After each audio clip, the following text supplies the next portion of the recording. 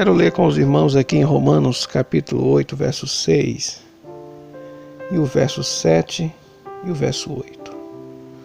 Porque o pendor da carne dá para a morte, mas do Espírito vida e paz. Por isso o pendor da carne é inimizade contra Deus, pois não está sujeito à lei de Deus, nem mesmo pode estar. Portanto, os que estão na carne não podem agradar a Deus. Que Deus aplique sua porção em nossos corações. Aqui nós continuamos a vermos com clareza a diferença entre o salvo e o perdido. Quero destacar aqui, juntamente com os ouvintes, que o texto fala de dois grupos de pessoas, não está falando de três, só dois, o salvo e o perdido. Não existe um elemento neutro, ou seja, nenhum homem é neutro, nenhum homem é independente. Ou a pessoa é carnal, ou a pessoa é espiritual. Não significa que quando a pessoa se torna espiritual, que não venha tropeçar, pecar. Mas o que existe é que quando a pessoa se torna espiritual, a Bíblia diz lá em 1 João capítulo 3, a partir do verso 9, verso 10, todo aquele que é nascido de Deus não tem mais prazer na prática do pecado. Pecar é uma coisa, prática é outra coisa. Viver na prática do pecado é algo habitual. A questão do tropeço é outra coisa. Você tropeça, mas não gosta de tropeçar. Então há uma diferença.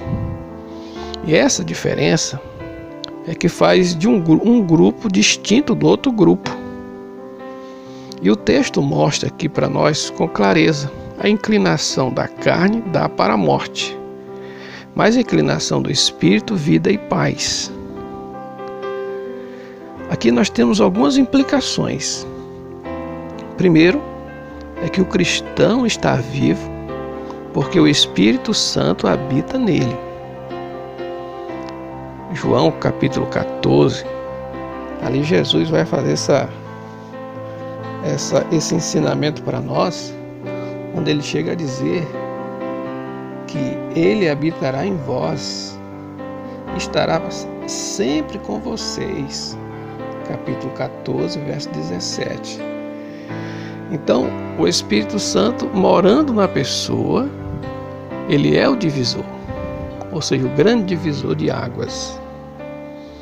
E aqui nós podemos ver implicações a partir desta habitação. Alguns termos. O primeiro termo é: ele está espiritualmente vivo. Antes estava espiritualmente morto. Ele possui uma nova vida. Em terceiro lugar, ele é uma nova criatura. Aquele texto que aparece lá em 2 Coríntios capítulo 5, verso 17, que diz assim: pois se alguém está em Cristo, é uma nova criatura. A expressão nova criatura significa criado de novo, feito de novo. Então, ele é uma nova criatura. Outra implicação aqui é que ele é guiado pelo Espírito Santo. Antes ele era guiado pela carne, agora é pelo Espírito Santo. A sua nova habitação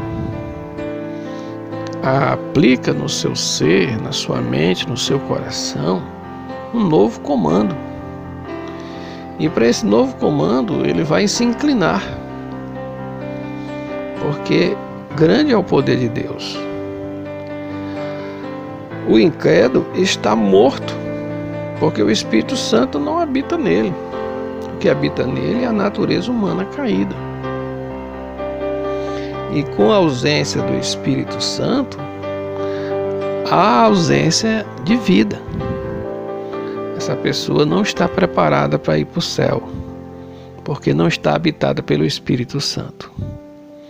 Enquanto a pessoa não for habitada pelo Espírito Santo, é porque ela não creu em Cristo. O sinal que a pessoa creu em Cristo é que ele ou ela foi habitada pelo Espírito Santo. No dia que você ouviu, a Bíblia diz, creu, foste selado com o Espírito Santo, Efésios 1:13.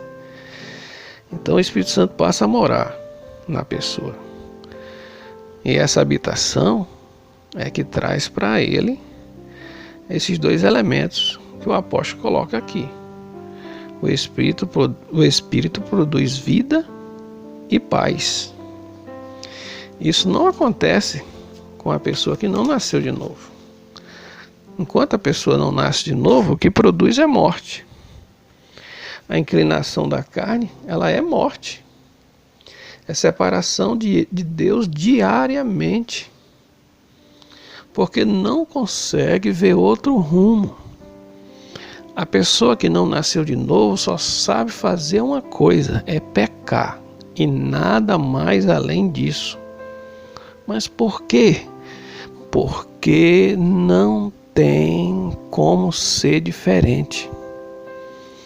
Não tem outro rumo, não tem outra direção. No verso 5 diz que a pessoa é inclinada só para aquilo. É inclinada somente para aquilo que a carne estabelece. E quando a pessoa é inclinada para o Espírito, essa pessoa é inclinada para aquilo que o Espírito estabelece. Então, não tem como. Um grande exemplo é quando você vê uma ninhada de patinhos nascerem, eles vão para a água e já nadam com facilidade. Assim sobre todos nós seres humanos. Nós já nascemos, né? A Bíblia diz que nós nascemos em pecado, né? O que nós sabemos fazer é pecar. Embora a gente julgue que não é pecado, mas a pessoa só vai fazer algo espiritualmente aceitável a Deus a partir da habitação de Deus. Enquanto essa não acontecer, tudo que a pessoa faz é pecar. Peca em grau maior ou em grau menor. Se a pessoa morre nessa situação, a Bíblia diz, fala do grande trono branco, e ali vai ser um julgamento, mediante o grau de maldade que a pessoa fez. Mas seja grau alto ou grau pequeno, tudo é pecado. Então a Bíblia diz que o pendor da carne só dá para a morte, mas do Espírito vida e paz. Porque a justiça só pode ser cumprida naqueles que andam segundo o Espírito. Para andar segundo o Espírito tem que ser habitado pelo Espírito Santo. Romanos capítulo 5, verso 1, a Bíblia diz que sendo justificados ali por meio de Cristo, temos paz com Deus. Ali está falando de uma quebra de inimizade. Quando a pessoa crê em Cristo, a inimizade foi quebrada.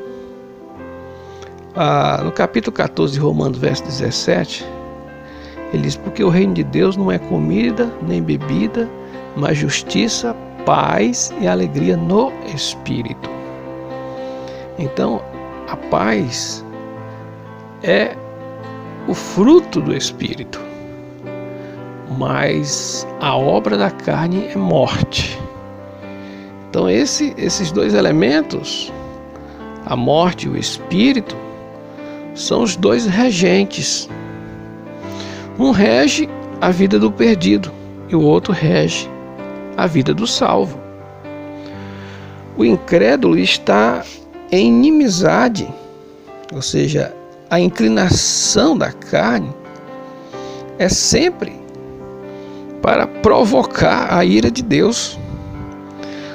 Você pode falar de Deus, da beleza, da criação, do universo para uma pessoa incrédula, que aquilo não vai gerar nada nela, jamais. Agora fale das coisas pornográficas, fale de coisa de assassinato, ou coisa dessa natureza, ou seja, tudo que é maldade, a pessoa que é guiada pela carne, ela cata com facilidade. E ela tem ligação. É fácil se comunicar com esse tipo de coisa. Mas a Bíblia diz na primeira carta de Paulo aos Coríntios, capítulo 2, verso 14, as coisas de Deus, para as pessoas que estão na carne, são loucuras. Mas a Bíblia diz para aqueles que têm o Espírito Santo, não é loucura. Então, existe essa diferença aqui que Paulo está mostrando no verso 6. O pendor da carne dá para a morte, mas do Espírito, vida e paz. Todo o entendimento sobre Deus é errôneo. Isso é a pessoa quando está na carne. Ele não é sujeito à lei de Deus. A gente pode ver aqui no verso seguinte. Pois os que estão na carne, eles não são sujeitos à lei de Deus. Verso 7. Porque o pendor da carne é inimizade contra Deus. Pois não está sujeito à lei de Deus, nem mesmo pode estar. Paulo continua mostrando essa diferença aqui no verso 7, saindo do 6 para o 7. E aí, ele deixa claro aqui para nós que esses dois elementos, eles vão andar sempre em contrastes. Você vai ter um contraste sempre. Um elemento é do mal, outro elemento é do bem. São dois reinos distintos. O reino da carne é o reino das trevas, é o reino da inimizade, é o reino da maldade, é o reino da vingança, é o reino do ódio, é o reino do ciúme, da inveja, da cobiça, da ganância. E assim se segue. Já o reino de Deus é marcado pelo amor, pela paz, pela alegria, pela bondade, pela fidelidade, pela mansidão, pelo domínio próprio. E são distintos. E aí a gente olha para esse texto e focaliza na palavra paz em 3 plataformas. Primeiro, paz com Deus. Quando a pessoa crê em Cristo, a barreira da inimizade é quebrada. A segunda plataforma, paz de Deus. A calma interior que resulta da confiança no relacionamento de proteção da parte de Deus e do alinhamento com o próprio Deus, ou seja, a comunhão com Deus. Deus vai dar a sua paz. Primeiro é paz com Deus, agora é a paz de Deus. Algo que já sai de Deus para com a pessoa, trazendo assim um bem-estar. Terceira plataforma, paz consigo mesmo. Isso é chamada de bênção após a salvação. Considerando que a paz não está restrita a situações, mas ela vem de Deus. Ela não vem porque eu ganhei um carro novo, ela não vem porque eu perdi o carro, porque perdi o dinheiro na estrada. Não, essa paz é independente das coisas materiais. É uma paz que vem do próprio Deus. O cristão é alguém que chegou. Ele não está mais procurando, ele já tem a paz. Ele já tem a vida. Aqui podemos ver que o cristão é como Pedro descreve na sua primeira carta, no capítulo 2, verso 11. Ele está viajando para casa. É diferente daqueles que estão na carne. Eles estão parados aqui neste mundo. Eles só pensam nas coisas deste mundo. Filipenses capítulo 3, verso 19. Eles só pensam nas coisas daqui. Enquanto você vê na palavra de Deus que Pedro diz assim: rogo-vos como peregrino e forasteiro que sois. Então essas duas palavras aqui, enquanto muitos estão se preocupando com as coisas deste mundo aqui, os que são habitados pelo Espírito Santo é aquele que é estranho a essa pátria. Não estranho em termos de não conviver com as pessoas ou ter amizade. Não, não é isso. É aquele que só passa. Por que ele passa? Ele está em busca da sua morada, que não é aqui.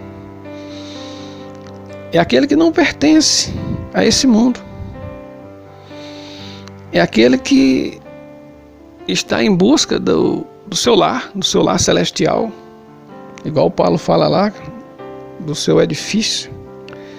Então, há uma diferença entre o salvo e o perdido. E ele conclui aqui no verso 8: porquanto os que estão na carne não podem agradar a Deus. Então, fechou aqui esse ciclo. Se a pessoa está na carne, está perdida. A pessoa só vai ser salva a partir da habitação do Espírito. Quando ele ouve o Evangelho, quando ele ouve que Jesus morreu na cruz por ele, e a Bíblia diz que o Espírito Santo o convence.